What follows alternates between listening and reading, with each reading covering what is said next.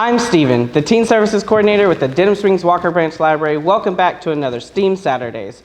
Before we get started, let's take a look at our rules. Rule number 1, you need to grab an adult anytime you do any of these experiments with me. Rule number 2, never put anything in your mouth or eat anything unless instructed to do so. And rule number 3, when necessary, always wear safety goggles and gloves. Today's experiment, we will not be needing those. So, on to today's science. Today we are going to learn about and play around with simple machines. So, simple machines can make our life easier. I've got a water bottle here. Got a water bottle here. And on it, I've got it attached to a string. So, for the purposes of this experiment, this water bottle weighs 1,000 grams. So, if I tie a string to the top and I lift it, I have to lift this water bottle with 1,000 grams of force. So 1,000 grams may not be very heavy, but it is causing my arm to have to do work.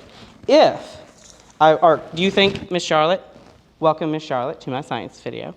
Do you think with a simple machine concept, I can make it easier to lift this water bottle? Let's find out. Let's find. All right, so in a weighted pulley system, which is what most elevators use, you have your weighted elevator, you run it over a center point, and then you pull down. This makes it easier because while I'm still having to use 1,000 grams of force, I now have gravity helping me pull that 1,000 grams. So it feels a little bit lighter.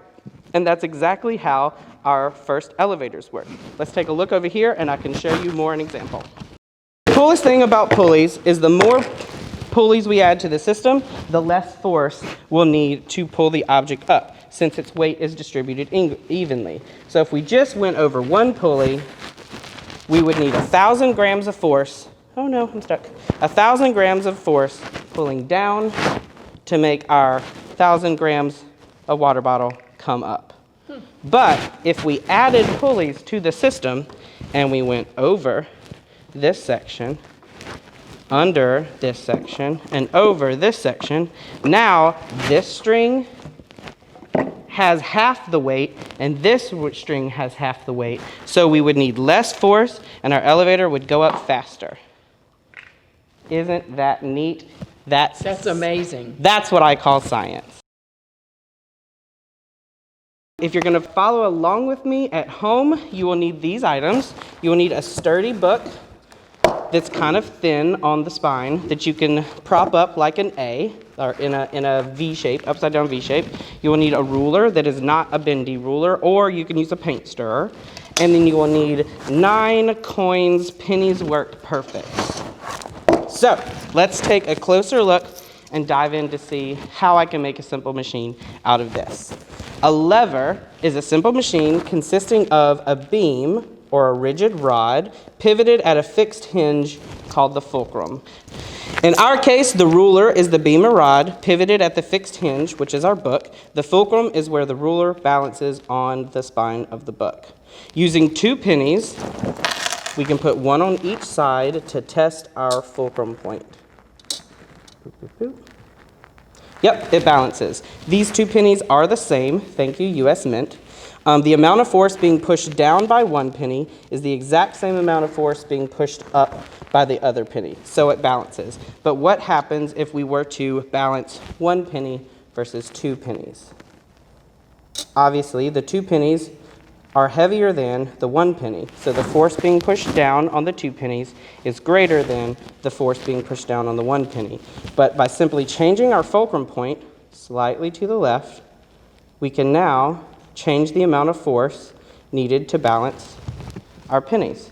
So now the force being pushed up on the 1 penny, or being pushed down on this 1 penny, is the same as the force pushing up on the 2 pennies. So now that I've got 1 versus 2, do you think we can balance 4 versus 2? And if so, what would I need to do? I think you're going to have to move the ruler. You'll think I'll need to move my fulcrum point. All right, let's see what happens when I put 4. They are definitely heavier. Look at that. We'll change my fulcrum point over just a little bit. And now I've got 4 pennies balanced against 1 penny. You think I can do it with 6? Yes. I think I can do it with 6. We'll see. heavier. Move my fulcrum. I got it in balance. Who says I can do it with 8? All 8. I'm gonna try. It could be disastrous. Pennies could go everywhere. 8 pennies. Move my fulcrum.